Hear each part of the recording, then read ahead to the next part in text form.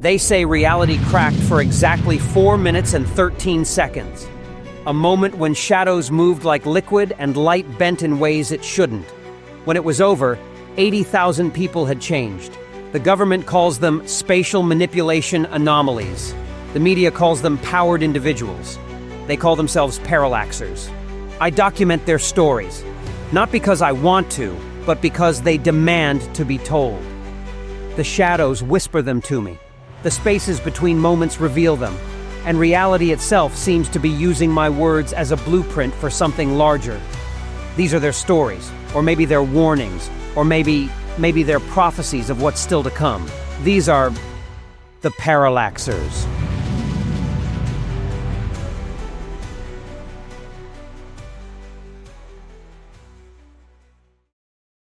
"7 minutes and 13 seconds. That's how long Dr. Elena Blackwood can carry someone else's pain. In an ER where every second counts, her ability to take on patients' injuries makes her a miracle worker. But when you can literally take away someone's suffering, how do you choose who to save? And what happens when you try to carry too much?" The first time I borrowed someone else's pain, I thought I was having a heart attack. I was working my usual shift at the hospital's ER, checking vitals on a car crash victim, when suddenly I felt my ribs crack and my lung collapse. The patient's injuries became my injuries, for exactly 7 minutes and 13 seconds. That's how I, Elena Blackwood, discovered I was a parallaxer. The medical community calls us physiological empaths. My colleagues call me the miracle worker of Mount Sinai. My patients don't call me anything, because they're usually unconscious when I take their pain. Dr. Blackwood, we need you in trauma too. The intercom crackles. Another Friday night, another rush of emergencies. I check my watch. Still 4 minutes until I can take on another patient's injuries. My body can only handle one transfer every 11 minutes, and I learned the hard way what happens if I push that limit. The hard way involved 3 days in my own ICU bed and a lot of explaining to do. 2 minutes, I tell the trauma team, pressing my hand against my borrowed broken ribs. The pain is intense but clean. No internal bleeding. The original patient, a construction worker who fell 3 stories, is stabilized and pain-free. In exchange, I get to feel every break and bruise. Fair trade. Some parallaxers can move things with their minds or manipulate reality. Me. I temporarily take on other people's physical trauma. It doesn't heal them. Modern medicine still has to do that part. But it gives their bodies a critical window of time to recover without the shock and stress of injury. The catch? I feel everything. Every broken bone, every burn, every internal injury. For 7 minutes and 13 seconds, their pain becomes my pain. And I stay fully conscious through all of it. Dr. Blackwood. A nurse bursts into the room. The patient in trauma 2. 8-year-old severe allergic reaction. We can't get an airway. I check my watch. 30 seconds left on my current transfer. Get the crash cart ready. I'm coming. This is my life now. Carefully timed transfers, juggling multiple patients' pain, trying to stay conscious through injuries that would kill most people. The hospital administration knows about my ability. Hard to hide it when the security cameras catch you suddenly mimicking patient injuries. They call it an experimental therapeutic technique and keep me supplied with enough pain medication to stock a pharmacy. I didn't ask for this power. I was just a normal ER doctor, dealing with the usual stress and trauma of emergency medicine. Then the parallax event happened, and suddenly I could do more than just treat pain. I could take it away. Literally. The government's containment teams tried to recruit me, of course, offered me a research position studying pain transfer. I've heard about their facilities from other parallaxers. The experiments, the endless tests, the weaponization attempts. I chose to stay at Mount Sinai instead. They respect my 11-minute rule here. My watch beeps. Transfer complete. My borrowed injuries fade. leaving only phantom pains and memories. Time to save another life. The girl in Trauma 2 is turning blue, her throat swollen shut from anaphylactic shock. Standard treatments aren't working fast enough. I place my hand on her arm and... fire. My throat closes, my lungs scream for air. The girl's airways clear instantly as mine constrict. The team moves quickly, taking advantage of the window I've given them. Through my own choking, I hear the Madre medication orders. 6 minutes left. I can handle 6 minutes without breathing. I've done worse. That's when the EMTs burst in with another critical patient. Multiple gunshot wounds, massive internal bleeding. I'm still locked in the girl's anaphylaxis, unable to speak, but I hear the flatline tone of his heart monitor. 5 minutes left on my current transfer. He won't survive that long. I make a decision that goes against every rule I've made for myself. With my left hand still on the girl, I reach out with my right and grab the gunshot victim's arm. Double transfer. The pain is... there aren't words. My body tries to fail in 2 different ways simultaneously. Throat closed and bullets in my chest. The girl's breathing stabilizes. The man's heart starts beating again. The trauma team works frantically on both patients. 4 minutes. 3. 2. My vision goes dark around the edges. You can't die from borrowed injuries. That's the one mercy of my power. But you can wish you were dead. 1 minute. Someone's shouting about blood pressure. Mine or theirs. Everything's getting fuzzy. The transfer ends. I collapse. Through the fog, I hear both patients' stable vital signs being called out. Worth it. I wake up in a hospital bed, again, with the chief of medicine glaring at me. That was monumentally stupid, She says. You could have... They both survived, I interrupt. How long was I out? 3 days. She sighs. Elena, we need to talk about limits. But we both know we won't. Because next time there's a choice between following safety protocols and saving a life, I'll make the same decision. That's the real price of my power. Not the pain, but the responsibility. When you can take someone's suffering away, how do you choose not to? I check myself out of the hospital the next day, against medical advice. There's a pile of paperwork on my desk about ethical guidelines and operational parameters for my ability. I'll read it later. Right now, my 11 minutes are up, and somewhere in this hospital, someone is in pain. Time to get back to work. Author's note. Dr. Blackwood still works in Mount Sinai's ER, though rumors say she's training other physiological empaths now. The hospital maintains official records of her experimental therapy, but her true ability remains classified. Some patients swear they remember their pain simply vanishing for exactly 7 minutes and 13 seconds, just long enough for modern medicine to save their lives.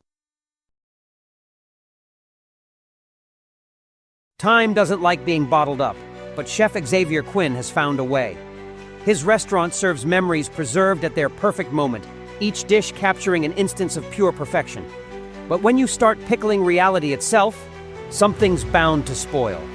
Even time has an expiration date. I became a parallaxer the day I tried to pickle time. Literally. I was in my restaurant's kitchen, experimenting with temporal fermentation techniques, when I accidentally preserved Tuesday afternoon in a mason jar, the whole afternoon, just sitting there between the kimchi and kombucha, glowing like sunset through honey. My name is Xavier Quinn, and I preserve moments for a living. The government calls it temporal viscosity manipulation. My regulars at Preserved call it that weird thing Chef X does. I call it staying in business during the worst restaurant crisis since the Depression. See, when your competition includes places that serve anti-gravity soufflés and molecular teleported sushi, you have to get creative. Sure, I could have gone the traditional route. Farm to table, locally sourced, artisanal everything. But there's only so many ways to make a heritage tomato interesting when the place down the street has a guy who can literally speak to vegetables and convince them to rearrange their DNA. The first preservation was an accident. I was trying to develop a new pickling technique, something that would capture not just the flavor, but the experience of freshness.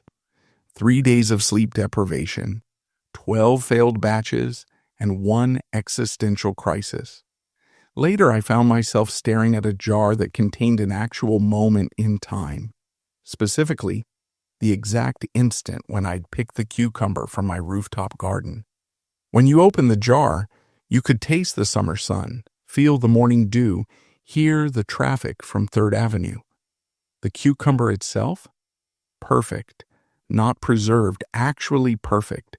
Caught in an endless loop of its ideal moment. That's when the health department got involved. Turns out there aren't any regulations covering temporally suspended produce. They sent 3 inspectors. The first one quit on the spot after tasting my time-locked sourdough, still in its perfect rise. The second wrote a 16-page report that nobody understood. The third just sits at the bar now, trying to figure out how I got yesterday's sunset into the house vinegar. The thing about time, I try explaining to my sous chef Remy, is that it's a lot like salt. Too much preserves but kills the flavor. Too little and everything just decays. Remy nods like she understands, but I catch her sneaking worried glances at the jar where I'm currently aging a wine sauce forward and backward simultaneously. Can't blame her. Last week, one of my experiments with temporal infusion caused everyone in the kitchen to experience Tuesday's lunch service in reverse. The dishes came up from the dining room already eaten, gradually reassembled themselves, and ended up as raw ingredients. Took us 3 days to get the timeline straight. But when it works, magic, literal edible magic. We serve memories now, preserved at their perfect moment. A caprese salad with tomatoes caught at the exact second of ripeness. Bread that's eternally 30 seconds out of the oven. Fish that's simultaneously fresh from the ocean and perfectly aged. The critics don't know whether to give us Michelin stars or report us to the physics department at MIT. The government's shown interest, of course. Apparently, the ability to preserve moments has strategic implications.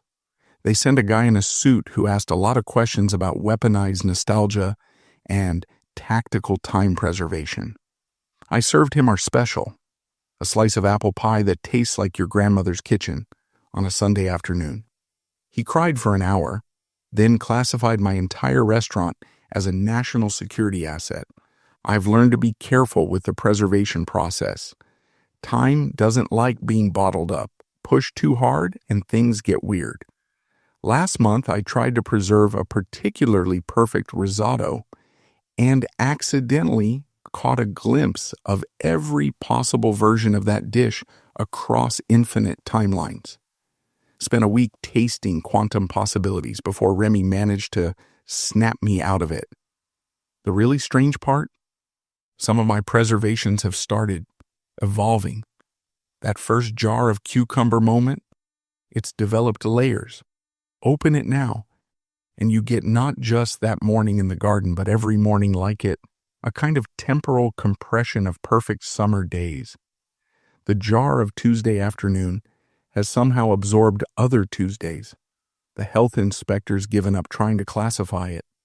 Then there's the wine cellar incident. Turns out, when you store time-preserved vintages next to regular wines, they start talking to each other.